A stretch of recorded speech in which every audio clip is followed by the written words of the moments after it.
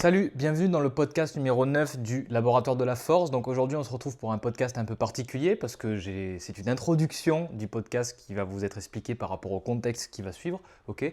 Donc ce week-end, j'étais aux rencontres de la performance organisées par Secret d'entraîneur, Monsieur Julien Vecchione, qui a fait un travail exceptionnel et donc ça nous a permis de nous regrouper avec plusieurs entraîneurs, donc plusieurs intervenants de renommée comme Rudy Koya, Nicolas Vandel, Benjamin Dumortier et d'autres personnes extrêmement pertinentes sur leur sujet qui nous ont apporté énormément. Il y avait aussi un atelier avec Labo RNP, je vous laisserai checker l'événement, ok, c'était vraiment exceptionnel. On a pu rencontrer différents intervenants, différents entraîneurs qui venaient pour venir regarder les interviews et surtout j'ai pu monter avec des amis que j'ai pu rencontrer dans d'autres séminaires, notamment celui de K-Swiss, lors du mentorship. Donc je suis monté avec Lohan et on s'est rejoint avec un autre ami qui est Robin et un autre ami et athlète que j'ai pu coacher qui est Max. Donc là, ce que vous allez voir, ce que vous apprêtez à regarder, c'est un podcast à 4 personnes où on parle de nos business respectifs, où on a une réflexion sur notre vie. C'est un moment qui a été capturé un peu hors du temps. C'est quelque chose qui n'a pas été prévu, c'est-à-dire que j'ai posé la caméra. En fait, je suis arrivé, je posais la caméra, j'ai branché des micros.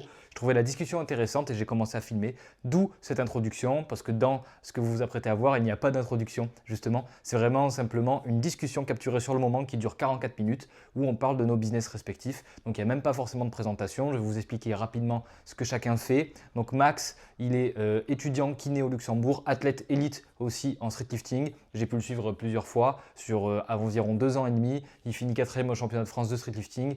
Il est aussi en train de monter une agence, en tout cas il fait des sites internet pour des professionnels et des particuliers il me semble. Donc si vous voulez le contacter, vous n'hésitez pas, il y aura son lien sur Instagram de son entreprise qui est Altarix, si je ne dis pas de bêtises. Ensuite on a aussi Monsieur Lohan du coup qui est coach sportif préparateur physique au Cercle des nageurs et aussi au niveau spécialisé dans le badminton.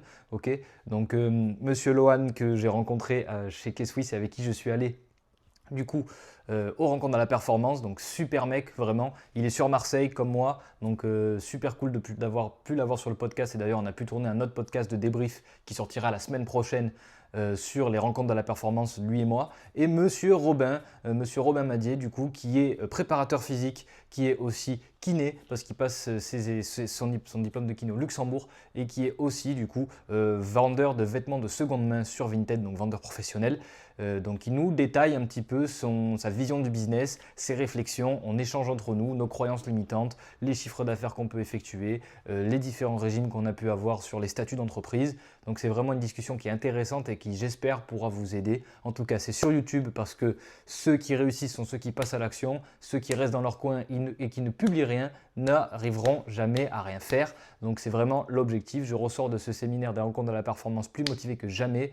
On a fait vraiment les parties énormément business, mais ça sera pour la semaine prochaine au niveau du podcast, où on fait vraiment le débrief de toutes les journées qu'on a pu faire. Donc j'espère que cette vidéo va vous plaire, que ce podcast va vous plaire, que vous allez pouvoir en tirer des enseignements, en tout cas des différentes expériences, parce que c'est rare de pouvoir avoir 4 personnes avec des milieux différents sur un même podcast. Donc vraiment, j'espère que ça va vous plaire. N'hésitez pas à liker, commenter, partager et vraiment bon visionnage. Moi, je veux être dans cette position. Après, on verra. Okay. Après, ça se trouve, d'un coup, je vois que moi, j'ai toujours fait du piano. J'en ai fait pendant plus de 10 ans quand j'étais plus jeune. Et ben d'un coup, ça se trouve, j'ai fuck you money. Et je dis, ok, je vais tout automatiser. Et puis, je vais devenir pianiste. J'en sais rien, tu vois. Mais jusqu'à que j'arrive pas à ce moment-là où je me dis, je peux m'acheter ce que je veux, acheter ce que je veux à ma femme, à mes enfants. Et que je suis en position de pouvoir créer une lignée et du respect sur mon nom et sur tout ce qu'il y a autour de moi, tout ce qui est autour de moi, j'arrêterai pas. Voilà. Et je continue. C'est surtout que entreprendre, c'est apprendre, tu vois. Oui, c'est ça. Et puis tu apprends sur tout. C'est le plus gros moyen, le plus gros statut de. Tu te mets pas le micro d'apprentissage cognitif qui existe, tu vois. Ah. D'un point de vue. Mais sinon, il y a. Ah non, tu peux pas. Bon, c'est dommage. Viens, viens, Théo, viens. Tu peux m'asseoir là, moi. Ok. Tu es bien là? Voilà, c'est regardez, mais faites là. Mais oui, c'est vrai. C'est apprendre, entreprendre, t'apprends sur tout, quoi. Je trouve que c'est le mieux. Genre, quand t'entreprends, t'apprends sur absolument tout. Genre, et surtout, tu vois, l'humain, au final, c'est ça. Après, moi, je pense, j'ai toujours été assez à l'aise sur le fait de m'en foutre complet. Et je pense que la drogue, ça aide pas mal, parce que tu comprends que c'est que des conneries, tout ça. C'est le jeu social. Mais, genre, c'est ça, t'apprends à t'en foutre, quoi. Tu vois que qu'il y a beaucoup de croyances que tu as qui sont que des conneries, qui sont que des croyances, et que c'est des conneries. C'est des conneries tout ça. Mais en France, on a beaucoup, je pense. De quoi? Des croyances. Du fait qu'on nous dise ça c'est comme ci, ça c'est comme ça. Ouais, en mode, Mais même les sous. déterminés. Même les sous. Genre, C'est vrai. je pense que tu parles à beaucoup de gens aujourd'hui. Mais c'est pas compliqué, moi j'ai pas d'éducation financière, par exemple. En tout Ouais, cas, mais j'ai été chercher à me la faire tout seul. Mes parents, ils sont pas dans du tout ce système-là. Tu vois, par exemple. même pas ça. Je dis, bon, ok, est-ce que faire 100 000 euros par mois, c'est possible? Est-ce que faire 100 000 euros par mois, c'est arnaquer quelqu'un ou c'est forcément faire quelque chose de mal? Mais si t'as jamais C'est fréquenté la quelqu'un référence qui de a fait 100 Mathis. 000. C'est Bah, la référence de Mathis. Non, mais en... T'as ton pote qui... Ouais, il avait vachement du mal sur l'approche. En vrai, l'approche entrepreneuriale, c'est ce que je te dis. Que ce soit- Il a un gros syndrome de l'imposteur lui aussi. Avec ses compétences et tout, il ose pas vendre alors qu'il a des compétences de fou. Et du coup, il fait ça parce que je lui avais évoqué, tu sais, mon système de vente de site. Et lui, il me disait, en fait, c'est du scam, tu vois, c'est un truc que quasiment tout le monde pourrait faire. Fais-le. Bah voilà, tu vois. Et c'était ça. Et c'était ouais, c'est pas aussi simple que ça. Non seulement ça, mais il y avait beaucoup de choses derrière, tu vois. Et c'est des croyances limitantes de Mathis ou juste une incompréhension totale du sujet. Ou alors c'est juste que c'est pas dans son système de valeurs. Moi, je pense que c'est une incompréhension du sujet. Je pense que c'est un manque d'éducation et le fait que la plupart des gens ne savent pas ce que c'est que la vente, ne savent pas se vendre. Peut-être d'un point de vue éducation ou simplement. C'est vrai que c'est. Peut-être que c'est pas dans le même système de valeurs. Tu vois, là, ce qu'on a fait ce matin, le mec, il te disait, déterminez vos 3 valeurs. Et peut-être que pour nous, tu vois, moi, mes 3 valeurs que j'ai données, c'était discipline, honnêteté et intégrité. Mais peut-être que pour d'autres, c'est autre chose. Je sais pas, aider un maximum de personnes. Mais pour aider un max de personnes, il faut que je fasse de la thune. Et pour faire de la thune, il faut que je passe par tous les moyens pour le faire. Bah, moi, c'est ça, tu vois. Tu vois, par exemple. Moi, c'est littéralement Et ça. donc, parce que toi, finalement, ce que tu fais. Donc, je suis prêt à transgresser un peu un spectre de Ouais. l'éthique pour venir après me dire, et totalement utilitariste sur le fait que, sur ce spectre de l'éthique-là, sur le chemin, j'ai été un peu en dissonance avec mes valeurs, mais la finalité, c'est que, avec le pactole que j'aurai, je vais pouvoir redistribuer la souffrance que j'ai créée sur le chemin, tu vois. Entre guillemets. Et alors, en plus, Entre guillemets. alors Je suis pas qu'en quand même plus, quelqu'un faut de pas mauvais, faire tu vois. souffrir les gens. Oui. C'est pas comme si tu vendais un truc et C'est tu ça, dis, allez, c'est ça. je vous mets un doigt et puis cassez. C'est un spectre de la morale, c'est pas du scam. Tu vois, le tout à l'heure, je sais plus qui me disait ça, bah Louis, le médecin. Louis, t'as dit ça? Oui, il disait. C'est du scam, je sais plus à propos de quoi il parlait. Il disait, ouais, mais c'est du scam. Oui, il parlait des ventes en ligne, etc. Il disait, oui, il y a beaucoup de scammers. C'est pas des scammers, c'est juste qu'il y a sur un spectre de la moralité et de l'éthique, on transgresse peut-être certaines limites, mais il n'y a pas de scam. Un scam à proprement parler, c'est juste. Il n'y a pas de valeur et Si tu prends c'est la une arnaque, thune, tu quoi. te barres, quoi. Ouais. C'est une arnaque, tu vois. Exactement. Hmm. Et donc, On peut définir l'éthique. c'est quoi l'éthique? C'est la science des morales. Est-ce que ta science à toi des morales, c'est la même que la mienne? La science de la morale étant ce qui dans les actions ou dans les pensées est acceptable ou non pour toi. Ok. Donc l'éthique, une éthique de travail, ça veut dire qu'est-ce qui est dans le travail acceptable ou non pour toi, dans les pensées ou dans tes actions. Voilà. Donc ça veut dire que, je sais pas, un yakuza qui tue quelqu'un, Pour lui, il a une éthique. Il a fait ça. Il a fait son Parce travail. que dans sa morale, bah, il est juste avec sa morale. Voilà. Je pense que c'est bien de définir sa morale. Mais du coup, de ce principe-là, finalement, si tu attires les bons clients qui ont la même éthique que toi, et au final, il n'y a pas de problème. Mais on s'en fout. On s'en fout. Le but, c'est d'attirer des gens qui achètent ton produit. Le but, c'est de faire de l'argent. Oui. C'est de vendre.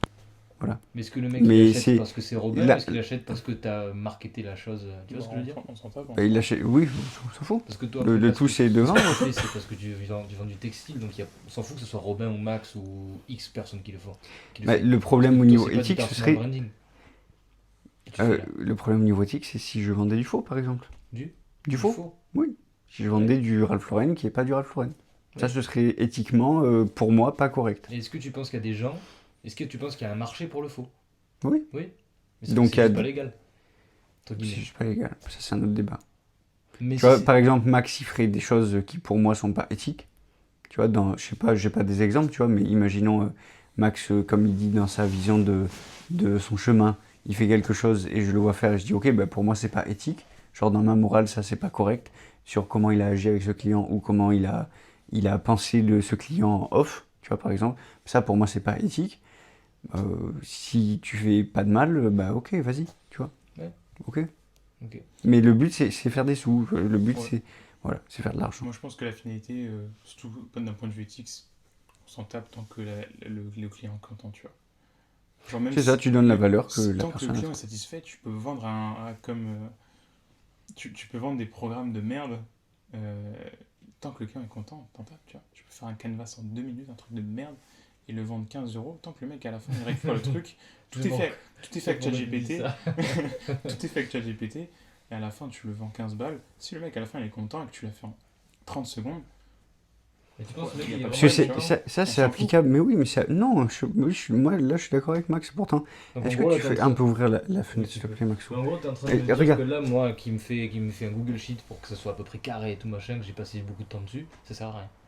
non, C'est c'est pas que ça sert à ça. rien, c'est que toi, Regarde, du coup, tu proposes une meilleure valeur que quelqu'un qui Ouais. va faire un programme comme ça. Ouais. Donc, tu peux potentiellement le vendre mieux, plus cher, t'es en valeur avec euh, tes Avec valeurs, ce que ton je fais, éthique, ouais. etc. Mais il y a des gens pour qui s'en battent les couilles, tu vois. Et ça veut pas dire que ça marchera mieux. Et du coup, tu penses que le mec qui fait un truc avec Canva ou rapide, il peut le vendre plus cher que quelqu'un qui. Ça dépend de plein de S'il choses, ça dépend de market ses bien. compétences bah de oui, vente. il peut le vendre Oui, plus cher. ça dépend de son Est-ce que du coup, influence, le de mec, compétences de vente. est-ce que le mec, s'il fait un truc, s'il fait un truc qui est moins bon entre guillemets et qu'il vend plus Ferme, cher, ferme. C'est juste pour rire un peu. Non, mais regarde. Si toi, je pense que c'est juste aussi tu réfléchis dans un spectre où tu dis ok, si j'ai passé 3 heures sur le truc, c'est là où je peux le vendre cher. Parce que Il du y coup, a- je sais il y que a moi j'ai vraiment mis ça, toute la ouais. valeur dedans. Ouais, exactement. Mais tu dis ok, si par contre Max, il a trouvé un système Pour aller plus vite. qui va plus vite, qui a exactement le même résultat que toi, et qui donne la même valeur au client, voire peut-être plus, parce que du coup, tout le temps où il est pas en train de construire tout le canvas et tout ça, il passe à prendre soin du client, ou marketer pour faire une expérience qui est Une hors du meilleure commun expérience, du ouais. client qui arrive dans le tunnel de vente et qui d'un coup a le produit et tout ça. Tu vois ce que je veux Tu l'as dire? vu, Et ben, du coup, il va vendre reçoit beaucoup le plus devis cher, et c'est bien. automatiquement, les conditions générales de vente, tous les trucs personnalisés, tu vois. Et ça, c'est l'expérience utilisateur, l'expérience du client que tu peux améliorer. Et en plus, du coup, justement, tu as un produit, tu catalyses ton processus. Et justement, moi, je n'en ai rien à foutre de proposer un produit que j'ai fait en 1 minute au lieu de 4 heures. Tu vois, typiquement, ton coaching, tes programmations que tu fais en 4 heures, si tu le fais en 10 Non, je le minutes, fais plus en 4 heures. oui, C'est vrai mais qu'à l'époque, oui, mais là, j'avais tu le ça fais en quoi, aussi. 2 heures? Bah là, les clients que j'ai pour qui c'est costaud, que je demande de la data et tout, tu vois, je demande des auto-analyses, des évaluations articulaires et tout, ça me prend 1 heure Bah, tu pourrais même le faire tomber à pour 15 minutes, tu pour vois. la première fois. Après, petit à petit, ça, Ouais. j'arrive à réduire. Ouais, tu vois. Après, s'il y a des analyses qui doivent prendre 1 heure, elles prennent 1 heure, tu vois. Oui. Là, je pense qu'on réfléchit uniquement sur comment tu peux faire plus de volume. Et ça C'est tout, permet de faire c'est ce qu'on disait avant. Mais même pour le client, tu vois, vis-à-vis de lui-même, ça te permet de faire plus de volume, mais pour le client vis-à-vis de lui-même, tu peux lui faire des meilleurs retours coaching, peut-être utiliser Kinovea pour le faire un retour. Et si tu le fais, tant mieux, tu le fais pas, ça diminue pas non plus la valeur, tu t'en tapes. Au contraire, tu vois, tu peux lui proposer d'autres valeurs, et surtout sur le contrôle du bien, vu que tu as des compétences, tu peux t'adresser à d'autres clients à la place, vu que le premier client te prend moins de temps, et du coup, tu multiplies la connaissance, tu la spreads un maximum. Donc en fait, encore une fois, tu es utilitariste, tu vois. C'est qu'un putain de balance entre temps et argent à chaque fois, hein, finalement, quand tu regardes. C'est que ça. Moi, j'aime bien Hormozy, il dit en gros, comment tu découpes ta journée. Les 4 premières heures, tu promotes. Donc, tu as 3 blocs de 4 heures. Ouais. Promote, donc tu vas créer du contenu, tu vas le poster, ou bien le préparer en tout cas pour le poster. Des newsletters, tu vas créer des pubs, tu vois, donc, tu vas tout faire pour promote. Et des reach out. Donc, en gros, créer du contenu et reach out. Donc, appeler des prospects, qui sont les résultats d'un scrapping, d'accord? Donc, tu obtiens des prospects, t'appelles, tu vends et tu acquiers des nouveaux clients. Et tu crées 100 minutes, voilà, c'est la règle des 100 minutes, moi j'aime bien. 100 minutes de création de contenu, 100 minutes de prospection. Voilà. Ensuite, 4 heures, c'est build. Donc en gros, tu crées le contenu que tu as vendu, d'accord? Tu crées, je sais pas, le programme ou tu crées autre chose. Et les 4 dernières heures, tu prépares. Tu scrutes un peu les différentes opportunités et tu priorises ce qu'il y a à faire. Voilà. 4 heures, 4 heures, 4 heures. Promote, deliver, build. Tout dans la même journée? Oui. Putain, ça fait Mais si tu peux faire ça, moi c'est ce que je veux faire après. 4 Voilà. 4 heures, 4 heures, Ça 4 va heures. tryhard, non Ça Je fait veux 16 faire- heures de taf. Et il fait la distinction entre... Non, c'est 3 fois 4 heures. Ah, tu fais ça quand 3 fois même 12 4 heures, c'est quand même des grosses journées. Après, il faut ce qu'il faut, hein, mais... Oui, bah, je l'ai pas encore fait encore, mais je sais que genre, je le fais pendant un mois, il y a tout qui blow up. Tout.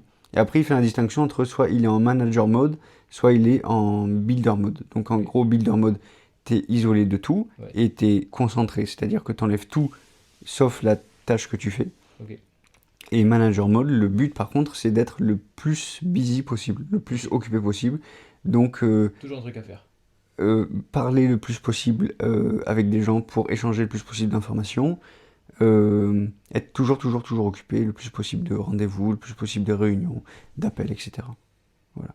Et c'est vrai que moi perso, je le vois maintenant avec le développement de la mise en relation avec les fournisseurs, du moment où je passe en manager mode et je parle, après c'est fucked up, c'est fini la journée. Genre tout ce qui est construction, tout ce qui est...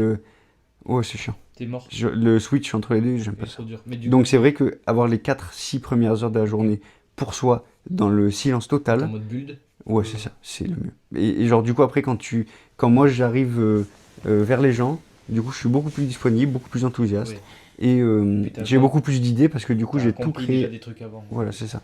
Donc j'ai tout créé en tant que leader, en tant que quelqu'un qui veut construire quelque chose, une vision qui est pour moi devenir un acteur principal de la seconde main en France Ok. et à terme en Europe. Mais Pourquoi ça en France. Pourquoi la seconde main? Pourquoi tu t'es mis là-dedans? Bon, pourquoi pas les bananes? Oui, mais voilà, pourquoi pas les bananes? Pourquoi ça? Je sais rien, parce que Max il m'a emmené à Zweibrücken, au village des marques là. Ok. Et puis j'ai vu qu'il y avait Vinted qui existait. Et quand j'ai vu que tu pouvais vendre des habits sur Vinted, j'ai dit oh, c'est trop bien, tu fais plein d'argent, c'est facile. Moi c'est quoi exactement? T'achètes des. ouais, T'as fait, toi aussi. j'achète Tu le fais encore? j'ai des fournisseurs en Inde, au Pakistan, aux Et Émirats après, je vais montrer. et en Angleterre Il et l'a fait en plus j'ai grosse échelle. oui, c'est juste ça. Il a développé C'est le ça. truc à bas, il a fait une formation. Et T'as il fait a une formation, poussé, il a poussé. Au début, j'avais pris une Donc, en fait, ta formation. porte d'entrée, c'est Max. Ouais. Entre guillemets. Oui. Ah, il glisse le lit, tu veux qu'on- Pas qu'un peu. Non, c'est juste qu'en fait, il glisse à chaque fois. C'est le syndrome du lit d'hôtel, ça, tu vois. Tu vois, regarde. Mais c'est vrai. C'est un principe. C'est vrai, ça. Mais il glisse après. Donc c'est Max qui t'a fait rentrer dans ce truc en fait. Parce que Oui, toi, puis ça va bien avec mon tempérament. Moi, j'aime bien, comme Mathis, il disait, en gros, ouais, c'est horrible. T'as les optimiseurs et les maximiseurs. Donc, en gros, l'optimiseur, il veut avoir le plus possible avec le moins d'input possible. Le plus d'output possible avec le moins d'input possible. Ok. Et donc, ça, c'est Max. Max, c'est comment je peux, en levant que le petit doigt, avoir le point. Tu vois? Comme ça. Et moi, par contre, c'est une philosophie qui est un maximiseur. Donc, c'est une philosophie qui est différente. C'est comment avoir le plus possible d'output avec le plus possible d'input. T'es soit un C'est- soit l'autre, mais finalement t'as trouvé du plaisir dans la Voilà. vente, tu fais pareil quoi. C'est ça. Moi, ça a été exactement ça. Je dis, putain, c'est trop bien. En fait, après quoi? T'as des contacts, t'achètes, tu reçois des lots. Tu systématises le truc, tu dis, ok, ben, là, j'ai fait 10 posts. Sur 10 posts, fois 10 cette semaine, ça fait 70 posts. J'ai fait 7 ventes. 7 ventes, ça fait tant de bénéfices. Bon, ok, comment je peux faire 100 posts par jour? Tu vois, je sais pas, c'est facile, c'est con. Et ben maintenant que j'en suis à, ok, comment je peux faire 100 posts par jour? Ben, comment je peux avoir 10 vendeurs qui font 100 posts par C'est jour? ça pour pas devenir esclave de ton truc quoi. Parce que sinon au final c'est toi qui les fais. Au début, tu fais t'en tout. tapes des esclaves de ton truc. Ce que je disais la dernière Moi, fois. le but, Au c'est faire de début, l'argent, t'en tapes. moi. Au début tu fais tout mais c'est pas tenable après sur le long terme. Le C'est but, c'est cool, pas de créer une pourquoi start-up c'est pas en un tenable? jour. hein. Si c'est Qui toi a fais dit? tout seul. Bah oui, le but, c'est Ouais, d'avoir c'est des pas employés. tenable. Ça dépend de ta capacité à toi de tenir le taf, mais je. C'est pas que je doute de tes capacités, mais je pense que l'humain, il a quand même une limite à un moment. Et donc c'est là où après tu fais apparaître des mecs à qui tu vas déléguer. T'emploies. Oui, ce que tu dis. Tu trouves juste un moyen de jam plus d'input dans la machine, c'est tout. Ouais, mais du coup tu dois investir. Ouais, c'est ça. Mais ça c'est dur, ça quand même de mentalité. Donc, t'as- Mais t'as pourquoi du mal c'est à dur déléguer, Moi j'ai toi. du mal, j'ai beaucoup Pourquoi de mal. J'ai beaucoup de mal. Parce qu'il veut que ce soit parfait. J'ai beaucoup de Ça mal. sera jamais Oh, parfait. bah oui, Même toi, tant que tu restes je te parfait, rappelle, bah, rester tout seul, c'est même pas parfait en plus. Hein. Non, mais c'est Tu vois, ça. vu que mais tu veux gérer Oui, tellement de puis trucs, c'est il y a rien une qui pas va. connerie, question parfait. d'être que parfait, c'est question que regarde, T'as pas tout à l'heure, on en confiance. parlait à midi, j'arrivais pas, tu vois, quand c'était quoi qu'on disait par rapport au site internet, je lui dis oui, demain, t'as 400, Oui, t'as 400 personnes qui t'as 200 qui t'achètent un mec, enfin qui t'achètent un site, tu vas avoir 40 € qui tombent en récurrent, ok, comment tu gères les 400? les maintenances. Moi dans ma tête, il n'y avait pas le truc de, bah je délègue. Tu vois, et lui, Oui, il dit, ou bah, même, oui, je délègue, bah, on tu fout. trouves des solutions. Tu vois. Moi j'étais Moi, là, je me dis, je me je- frappe tout seul. C'est ça, c'est Ah dans non, ma moi tête, c'était c'est ça. automatique, surtout Entreprendre, moi. ça m'a appris un truc, c'est que tu trouves toujours des solutions. Genre, là, actuellement, je suis dans une situation où... Moi j'ai vu Quel ça. système. Moi au début j'ai vu ça, j'ai fait à petite échelle, Ouais. je vendais, j'achetais 2-3 bricoles, mais moi je ciblais, j'ai pas fait comme lui, tu vois. Je l'avais fait une fois, je ciblais, je disais ok cette chaussure, je sais que je fais x3 dessus et tout, ça se faisait comme ça, je ciblais. Lui il est arrivé, il s'est envoyé sa mère. Moi je faisais mes petits x3, des petits x3 sur des 10 euros, Il tu était vois. content de lui. Je faisais mes petits x3 Toi, t'as sur maximisé. des 10 euros, sur des 6 euros, machin. C'était cool. Et lui, il est arrivé, il m'a dit putain, pas les couilles, j'ai la trésorerie, 1500. Il connaissait rien à rien, tu vois. Il s'est envoyé, après il avait pas. il m'a dit, il y a Vinted. Il avait qu'une seule solution, c'était backup sa connerie, et c'est ce qu'il a fait, tu vois. Il m'a dit, Ça il y a marche, Vinted. Bah, là, je pourrais te ressortir à compta sur janvier 2024. J'ai fait sur 2000-2500 euros une marge de 1,1. Donc, genre, j'ai dû retrouver la trésor et j'ai fait 200 euros. Tu vois. D'accord. Mais c'est juste que ça m'a permis de comprendre que, ok, bah, il y a un système. Donc, s'il y a un système, il y a quelque chose à construire. Puis il a aussi notre Vinted, il a eu plein de trucs, il a C'est créé, quoi le il a plus créé gros- une plus grosse légitimité marge sur sur Vinted et tout, tu vois. C'est-à-dire Si tu plus veux grosse en parler. marge. Ah, moi, je m'en fous de parler de chiffres dessous. C'est-à-dire sur la vente d'un seul article. Ouais, par exemple, ou même. Bah, il a déjà acheté des trucs à 20 balles et vendu 300, hein, c'était direct. Ouais, oui, ça existe. Ou C'est bien ça. même, bah, le mieux, même, c'est souvent les revendeurs, ils commencent en récupérant des articles, comme je faisais même au début. Tu vas voir ta mère, elle te dit, t'as pas des articles de marque que tu portes plus. Tu finis avec des ballots et des ballots et des ballots en fait, t'as d'habits. poussé Vinted au bout. Parce que finalement, t'as pas juste fait j'achète un truc neuf et je le Bah, revends sur Vinted. C'est une vente professionnelle. C'est en gros, au début, quand j'ai compris ce système-là, j'ai dit, ok, bah, du coup, il y a un système. Ensuite, je crois que c'était encore Max qui m'avait dit, il y a ce mec qui s'appelle Félix Beauregard, qui est une personne qui a déjà, donc il a commencé sa formation, je crois, à l'époque, dans la seconde main. J'ai pris sa formation. J'ai compris que c'était such a thing. C'était vraiment quelque chose d'acheter à des fournisseurs qui étaient en Inde, au Pakistan ou dans d'autres pays, et de recevoir la marchandise et de systématiser. C'est ce que j'ai fait Systémiser. Oui, c'est en gros. Bah, moi à l'époque du coup c'était Ralph Lauren. Après j'ai compris que Ralph Lauren c'était une niche qui était toujours, qui marchait toujours et qui marchait depuis longtemps. J'ai dit ok, bah, moi je pense que Ralph Lauren ça va continuer de marcher. Ça c'était un bête. Hein. J'ai dit ok, bah, moi je pense que ça va marcher. Et il y avait les chemises à l'époque. Donc j'ai fait vas-y les chemises. Il y avait un particulier qui s'appelait Hugo qui déstockait 67 chemises Ralph Lauren. J'ai dit ok, vas-y, je t'achète 67. Et j'ai vendu. Après à partir d'une plateforme qui s'appelle Flick, qui est une plateforme de mise en relation avec les fournisseurs et les revendeurs de détail, j'ai acheté les premiers ballots. Il faut juste s'envoyer. Mais il faut s'envoyer. En fait, l'être humain, Il est fait pour s'économiser. tu peux être la personne qui a le plus de connaissances au monde. Si tu La prends seule, rien, non, la seule chose pour laquelle tu seras jamais récompensé, c'est ton boldness. C'est ton... Avoir les couilles. Ouais, alors les couilles. Pourquoi Elon Musk aussi, Vous avez des couilles, vous. c'est je pense pas tant, non. Non, je pense pas tant. Je vends 3 chiffons sur Vinted, j'ai pas des couilles. Tu Non. vends quoi? Je vends 3 chiffons sur Vinted, c'est pas ça avoir des C'est quoi, couilles. des chiffons, ça s'appelle des polos Ah. Ralph Lauren d'abord. Oui, mais c'est pas fou, quoi. Avoir vraiment des couilles. C'est faire comme. Non, tu vois, si vraiment là j'avais des couilles, Est-ce que je dirais à tout le monde d'aller se faire enculer, je finis pas le master. Voilà, je prends un billet aller simple là, je sais pas où, et je vais vivre, même s'il faut, je vis sous les toits pour développer mon business Et pourquoi tu de fais fournisseurs en Inde, Ce qui tu veut vois. sécure. Seul. Non, si t'as vraiment des couilles, tu es en train de faire du crowdfunding pour avoir des fonds et peut-être faire Flick 2.0 et les court-circuiter, tu vois. Voilà. Ou faire un truc, voilà. Mais Là, pour l'instant, actuellement, c'est quand même sécure, en fait, hein, ce que je fais. on est tranquille. Même si, regarde, là, je fais de la trésor. Alors, il y a beaucoup qui va sortir. On va déménager avec Max et tout. Il y a beaucoup qui va sortir. Mais c'est pas ça, prendre des risques. Prendre des risques, Musk c'est un mec qui prend des risques. Après, on est d'accord que. Après, on est le par prendre- l'échelle différente, tu Non, vois, voilà. mais oui. Mais le prendre des risques. Ouais, mais Parce il est que humain nous, on se comme compare- nous, hein. On se compare, tu vois, Non, mais on vous- se non, mais compare à vous Elon, avez tu raison. vois. Il est humain comme nous, hein. Vous comparez à. Si tu à- défies pas les lois de la physique, c'est possible. Hein. Mais je veux dire, prendre des risques. Toi, ton niveau de risque, il est déterminé pour toi. et il n'est pas le même que le mien. Oui, on a Mais tous- voilà, on a tous moi, un- au c'est- début, c'est pourquoi ça. je racontais Mais ça, c'est- tu vois, Zweibrücken? C'est des seuils de tolérance. Ouais. Et ces seuils de tolérance-là, justement, c'est souvent les mecs qui performent le mieux sous la pression et ta capacité à encaisser le stress et avoir une grosse tolérance à ce stress, c'est ce qui fera généralement ce qui fait les gros entrepreneurs. Peut-être tu que vois. vous pouvez all-in sur un truc, tu vois. Et non, je pense que vous êtes capable de ça. Moi, je pense que c'est un muscle. Toi, t'es Moi, capable je pense de que all-in. Après, il y a c'est. quand même Il des y a prédispositions. nature, il y a nurture, mais tu t'apprends Oui, beaucoup. oui. Quand on est revenu de Zweibrücken, j'étais en couple avec Louisa à l'époque. Et quand il y avait les polaires chez Max, et Max, je lui faisais pas confiance. Hein. On n'était pas amis comme maintenant. Je disais, il va me voler les polaires. Je dormais pas. Et pendant des nuits, je n'ai pas dormi parce que j'avais peur qu'on me vole les polaires. Je dis, putain, j'ai investi 2000 euros. Pour moi, 2000 euros, c'était, mais je sais pas, c'était des milliards, quoi, tu vois, 2000 euros. Et il y avait 2000 euros en tissu chez Max. Je savais même pas que le système y marchait, Vinted, je sais pas quoi. Bon, je me caguais dessus. Bah oui, donc Maintenant, là, 2000 euros, style, je pourrais les virer au. Mais c'est pas pour flex du tout, c'est Oui, juste oui. pour dire que genre, ça a tellement changé ma perspective des choses. Là, je fais une commande à 9-10 000 euros en one shot comme ça, en un virement, où j'appelle un banquier, je dis oui, il y a 10 000 à envoyer, là, tu les envoies. Le quatrième quartier, le dernier. Et c'était un fournisseur où c'était même pas par Flix, il n'y avait pas d'intermédiaire de traitement de paiement. Ça se trouve, c'était comme ça. Mais en fait, tu resets tout le temps ton Ta niveau vision. de risque. Genre, après, c'est beaucoup la réflexion de se dire, bah, qu'est-ce qui peut se passer en fait? Ça, c'est ce Genre, que ok, tu dis, bah, là. Max, il me vole tout. Bah ouais, bon, Bah, ok, bah, j'aurai après, bah, tu fais pas C'est confiance vrai. comme ça. Il y a que des leçons en fait, c'est que de C'est l'apprentissage. ce que j'allais dire, C'est- mais en fait, c'est ce que j'allais dire tout à l'heure.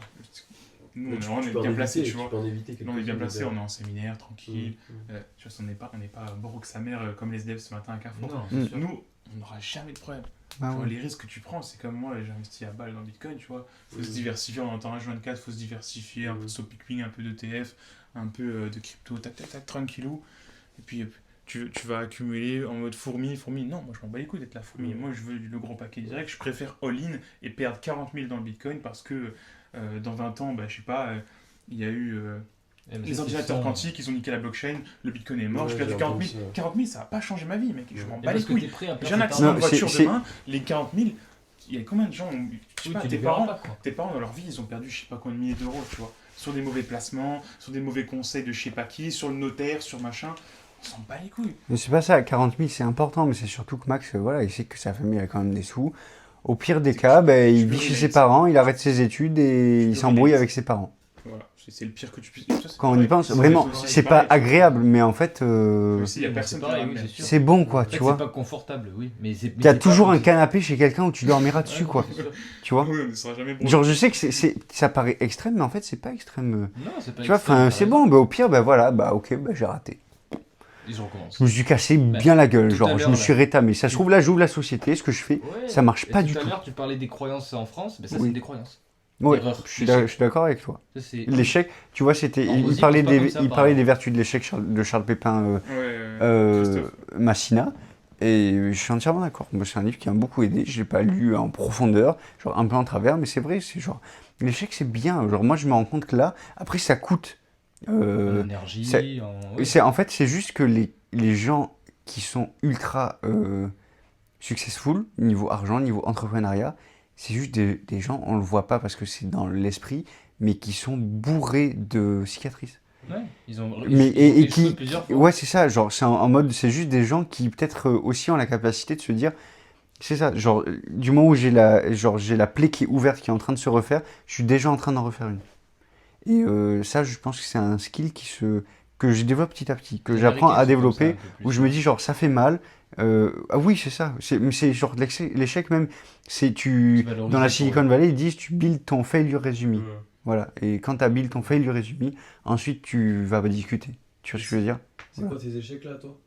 C'est un gros échec sur les derniers temps là? Euh, Ou t'as vraiment appris de ça pour. Très bonne question, effectivement.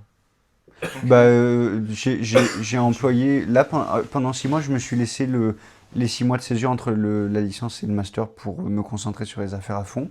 Et j'ai employé très très vite. J'ai investi tout. Donc, j'ai eu un don manuel de la part de ma grand-mère qui est une avance sur héritage de 34 000 euros. J'ai tout envoyé dans le stock. Et je me suis dit, bah, tu trouves un moyen, voilà, donc tu t'emploies. Et là, au final, bon, je colle la fin de l'histoire avant même de la commencer, mais ces gens-là, avec qui ça s'est quote unquote mal passé, mais c'est ma faute, ben, c'est des gens avec qui je suis en train de recommencer à travailler, mais sur des nouvelles bases.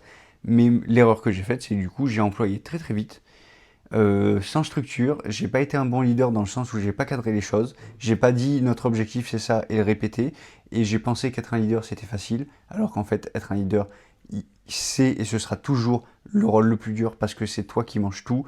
Et dans les moments positifs, c'est toi qui manges la merde et c'est pas toi qui prend le gratin, hein, des choses. Et quand c'est négatif, c'est toi qui manges la merde parce que c'est toi qui as créé. Et je me suis lancé dans cette aventure-là où j'ai investi dans le stock et où j'ai commencé à entreprendre avec d'autres gens sans savoir du tout gérer l'humain et en pensant que ça allait être très très facile. Alors qu'en fait, c'est très très difficile parce que bah, les gens, ils ont aussi une vie et je pense que j'ai été très chanceux d'employer des gens qui sont très très bons, qui étaient très très bons et qui sont toujours bien, genre niveau, qui ont vraiment bon cœur. En fait, je pense la seule chose qui est importante, c'est est-ce que la personne elle a bon cœur. C'est que est-ce que la personne elle est humaine et elle comprend, elle a une intelligence émotionnelle et elle est prête à discuter dans plein de moments de est-ce que ça va pas, pourquoi ça va pas. Elle n'est pas juste centrée sur l'argent. En fait, l'argent c'est un output de plusieurs humains qui collaborent comme il faut sur une vision commune avec un leader qui drive tout. Et le leader, il doit avoir une vision claire et il doit la répéter tout le temps. Et il doit toujours dire, ok, est-ce qu'on est bien concentré sur cette vision, qui est la mienne, mais qui est la nôtre tous ensemble. Et moi, ce que j'ai fait comme grosse erreur, c'est penser que c'était juste Roro tout seul qui continue son Roro tout seul. Donc je me dis, bah vas-y, j'achète 30 000 balles de stock, je loue un conteneur, et puis après c'est facile, tout le monde va s'imbriquer parce qu'ils vont comprendre. Bah en fait, non, il faut expliquer. Il faut dire, ok, bah non, ok, la vision c'est ça, le but c'est que... Et il faut des directifs aussi, c'est genre, ok, ma vision c'est ça. Toi, si tu viens dans ma vision qui est mon entreprise, tu vas faire ça. Et je vais te mettre sur telle et telle mission. Et l'objectif, ça va être ça avec toi. Et ça c'est ok, ça c'est pas ok. Et si sur le chemin, bah, tu fais un truc qui est pas ok, bah, je te dis, ok, bah, c'est pas ok ce que tu as fait. Et la prochaine fois, on va apprendre de sorte à ce que si tu fasses ça, tu le fasses différemment. Et ça j'étais genre, j'avais pas du tout compris que c'était ça. Voilà. J'avais pas du tout compris que ce qu'il faut faire quand tu emploies des gens, c'est répéter la vision, répéter C'était la le mission podcast de du chacun, laboratoire de la la force. mission Si t'as apprécié globale, le podcast, qui, en n'hésite gros, pas à lâcher un voilà, like, un moi, commentaire le ou à but, le c'est de partager avec devenir tes un amis. gros acteur de Et mise on en se relation, retrouve très rapidement. Allez, salut. fournisseurs et détaillants. Et ben, tous les gens que je vais employer, c'est dire, ok, ta mission c'est, par exemple, vendeur. Ok, ben, si tu vends, ta mission, elle est cadrée, c'est ça, ça, ça. Et ce que j'attends, c'est ça, ça, ça. Au moins, il y a une frame. Voilà. Le dis, ok, tu sais à quoi s'attendre. Il y a ta vie privée, ta vie professionnelle. Dans ta vie professionnelle, je t'emploie et je te paye tant pour ça, ça, ça. Et si tu fais pas ça, ça, ça, en accord avec la vision et la culture que j'ai, ben c'est corrigé. Et ça ne veut pas dire punition, mais la culture d'une entreprise, c'est ça. Qu'est-ce qui est valorisé? Qu'est-ce qui est puni? Ça, c'est la culture d'une entreprise. Si on est en réunion, tous les trois là, et Max, il arrive en retard, et que je dis rien, et ben, du coup, je mets en place une règle tacite qui dit, si vous arrivez en retard, c'est ok. C'est la culture. Voilà. Par contre, si je mets une règle qui est différente, c'est-à-dire que je dis, ah Max, qu'est-ce qui s'est passé? Pourquoi tu es en retard? Ah oui, ben, j'étais en appel avec un client. Et je dis, ah oui, bah ok, t'as bien fait parce que l'appel avec un client, c'est toujours ce qui est le plus important. Du coup, c'est ok, la prochaine fois, si tu as un appel avec un client, envoie juste un message dans le Slack et tu dis que j'ai un appel avec un client et tu arrives un peu en retard. Bah, du coup, tu mets de une en place le fait que la règle la plus importante, c'est l'appel avec le client. Donc même s'il y a une réunion, tous les autres employés savent que l'appel avec le client, c'est le plus important et que le client, il est toujours devant la réunion avec tout le monde. Et que de deux, s'il se passe la même situation, il faudra juste envoyer un message et ce sera ok d'arriver un peu en retard. Et là, tu crées une culture et tu crées une vision et tu crées une cohésion. Voilà. Je sais que ça paraît un peu tiré par les cheveux de se dire, ok, bah, j'aurais pas pu le faire avec des gens jeunes et avec les gens avec qui, au stade où j'en étais, la vente au détail, mais c'est pas vrai. Moi, je suis pas d'accord. Moi, j'aurais dû, dès le début, me dire, ok, mais comme moi je vais faire à la part, moi je veux le faire. ok, toutes les semaines, toutes les 2 semaines, j'en sais rien, périodiquement, il y a une réunion. On se retrouve tous ensemble et je prépare avant. Je dis ok, on va parler de ça, pour ça, et j'aimerais qu'on sorte tous de la réunion en étant d'accord sur ça. Ou en tout cas, en ayant tous émis une opinion sur ça, pour pouvoir avancer. Voilà. Et en tant que leader, c'est ton boulot de répéter la mission, d'écouter les desiderata de chacun, de te mettre en quatre, de penser à tout le monde, tout le temps, et de prendre soin des gens que tu emploies. Et ça, c'est le plus important. C'est toujours prendre soin des gens que tu emploies. Et tout ça, je l'ai appris. C'était genre... mais j'ai fait n'importe quoi. C'était style, genre, vas-y, tout le monde rentre dans la danse. Et tout est ok, on s'en fout. Tout le monde se coordonne tout seul. Et moi, je dis, ah oui, fais ci, fais ça. Genre, vas-y, je suis Al Pacino, tu vois. Et ça va marcher, c'est bon, c'est facile. Facile, je suis un leader né, c'est trop facile, tu vois. Alors, c'est pas si facile, il faut apprendre. Et au final, le truc que j'ai appris le plus, c'est dire les choses tôt, sans qu'elles pourrissent. Genre, il n'y a rien de pire en fait que de ne pas avoir les conversations dures Au début. quand tu dois les avoir direct. Genre direct. Donc, Genre, tu passes d'entrée. tu fais un truc qui me plaît pas. Et ça, en France, genre, je trouve, si on parle de la France, on est nul. Ça, c'est mon défaut. Moi. Genre, absolument nul. Ça, c'est un genre, défaut. Eh ben, je trouve que c'est une qualité incroyable chez quelqu'un. Genre, et même chez un leader. Les trucs, oui. Direct. De dire, mais en fait, c'est ça. C'est pourquoi tout à l'heure je viens vous voir dans la chambre tous les deux, je vous dis dites-moi les choses. Parce Parce que, il n'y a personne qui me les dit, en Hum, vrai, hum. deux. Et deux, parce que j'ai envie que vous soyez objectif et que vous me défonciez la gueule pour savoir sur quoi je dois progresser.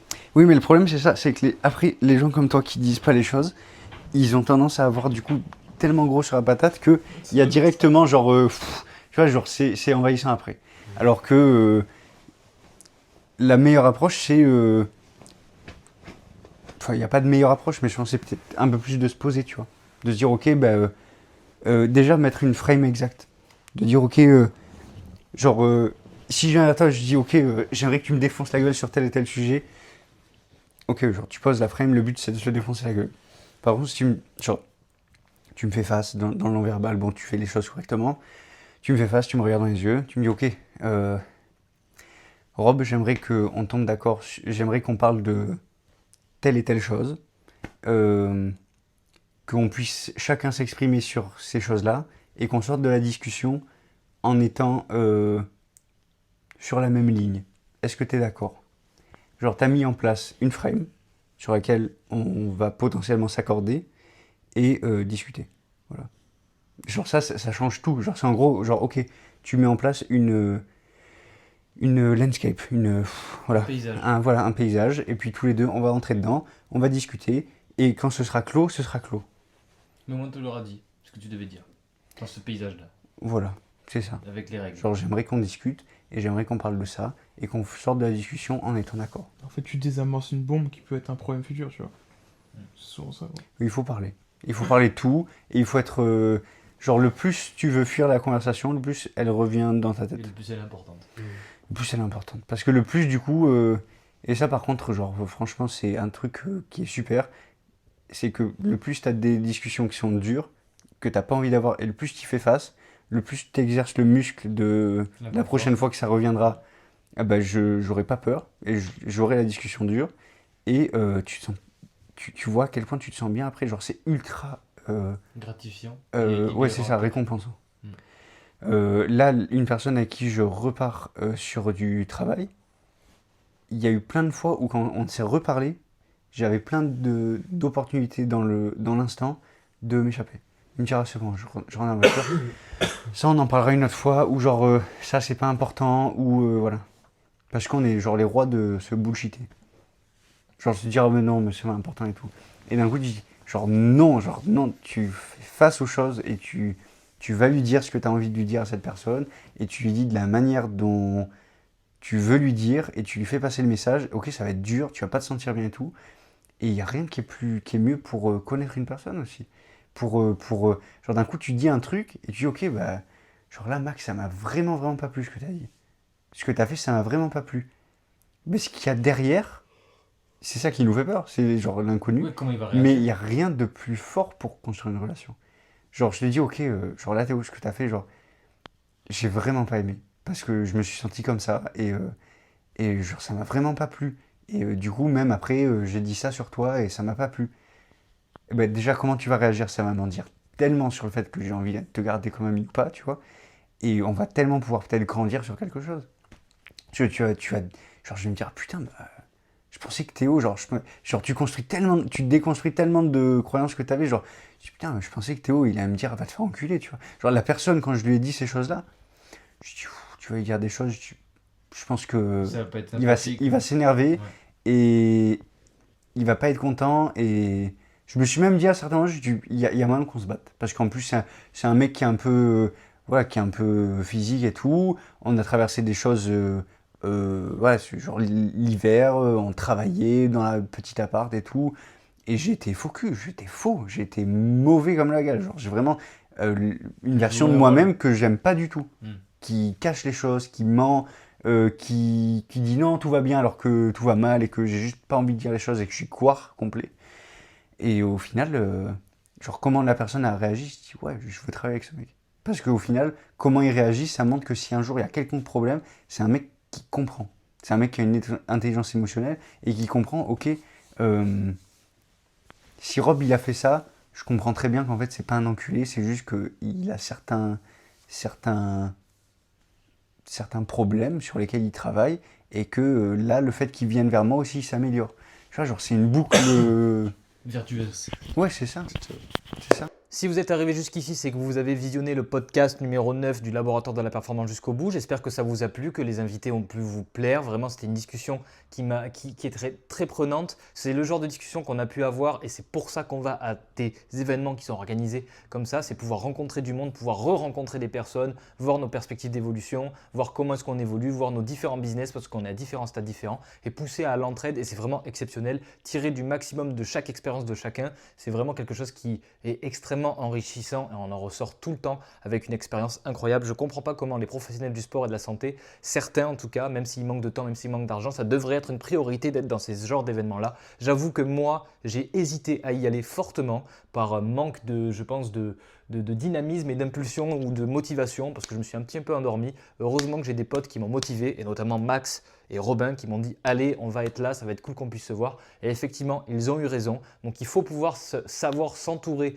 de ce genre de personnes-là qui sont du même milieu. Vraiment, d'un point de vue intellectuel, c'est quelque chose d'hyper stimulant que je ne retrouve pas forcément avec les personnes que je peux fréquenter autour de mon métier. Et c'est normal parce qu'on n'est pas dans les mêmes milieux, parce qu'on n'a pas les mêmes processus de pensée, parce qu'on n'a pas forcément les mêmes objectifs. Ça m'est arrivé de discuter avec des personnes qui étaient issues des rencontres dans la performance et qui ne venaient pas chercher les mêmes choses que nous.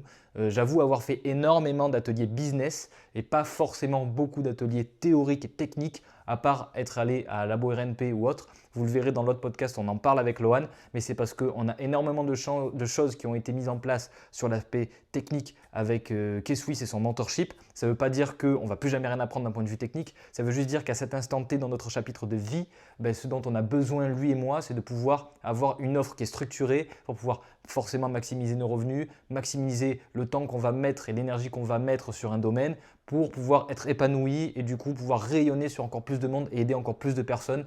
Et donc c'est quelque chose qui est important. C'est assez tabou de parler d'argent, de business, surtout quand on est coach. On est des professionnels du sport et de la santé, mais si on ne pense pas avant tout à notre santé mentale et physique, on pourra aider personne. Et donc ça passe par le fait de gagner plus pour se sentir mieux et se sentir mieux pour pouvoir aider plus de personnes parce qu'on a une plus grande clarté mentale, parce qu'on arrive à mieux s'exprimer devant la caméra, parce qu'on est plus disponible pour les gens et on n'est pas en train de crouler sous le travail, crouler sous le volume, parce qu'on a un système qui génère de l'argent qui est mal pensé ou en tout cas qui est mal optimisé. Et c'est les plus grosses erreurs qu'on a en sortie de fac, en sortie de BPGEPS, en sortie de CQP sur certains, parce que je sais qu'il y a une école qui est en train de se préparer dans l'ombre, qui va revenir, je sais qu'elle va revenir cette école-là, sur laquelle je suis un intervenant, qui elle forme des professionnels à tout ce qu'on est en train de voir ici, avec des intervenants qualitatifs. Okay, la partie business est une partie importante. On ne nous apprend pas à vendre, on ne nous apprend pas à créer des offres, on ne nous apprend pas à augmenter la valeur perçue.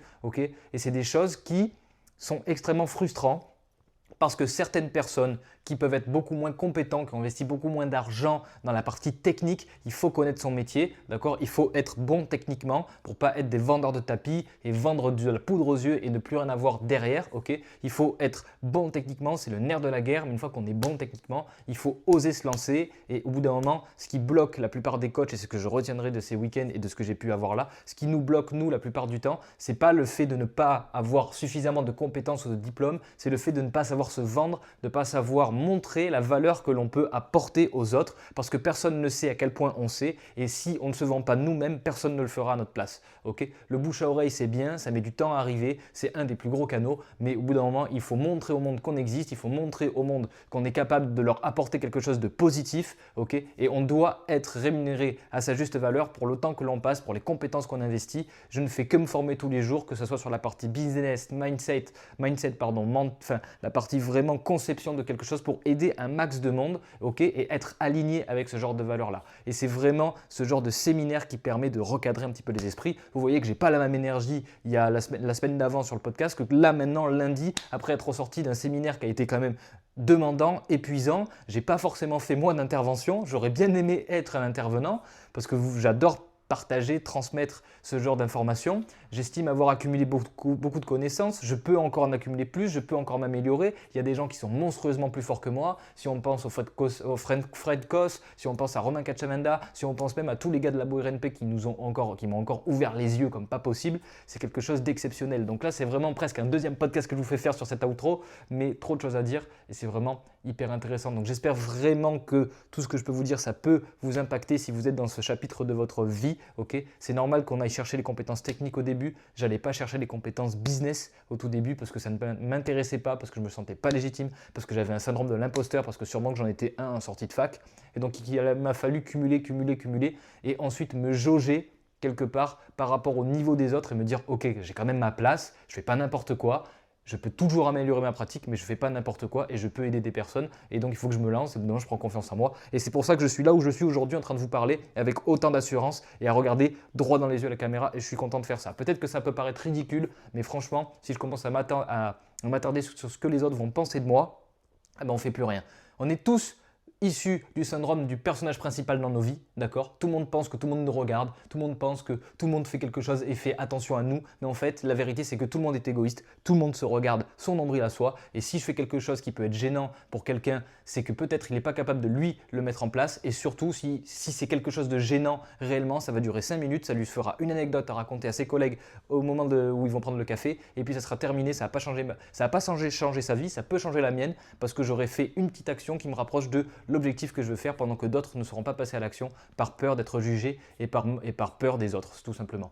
Donc voilà pourquoi je fais tout ça actuellement, pour aider le plus de monde, pour répandre la parole que j'estime être la bonne et pour rester dans mes 3 valeurs qui sont l'intégrité, l'honnêteté et la discipline, être rigoureux et continuer à faire ce que j'aime, okay, pour vraiment aider un maximum de personnes et chercher à faire croître ce beau business que j'essaye de construire et aider les gens. Le but, c'est aider le plus de personnes. Voilà, avec leurs douleurs, leurs gènes, leurs articulations et optimiser leur santé. Donc j'espère vraiment que ça vous a plu. Vraiment, mettez un like, un partage, abonnez-vous et revenez du coup la semaine prochaine pour le podcast numéro 10 qui sera avec Lohan, donc de Badminton Performance. Je vous invite à aller voir son compte Instagram.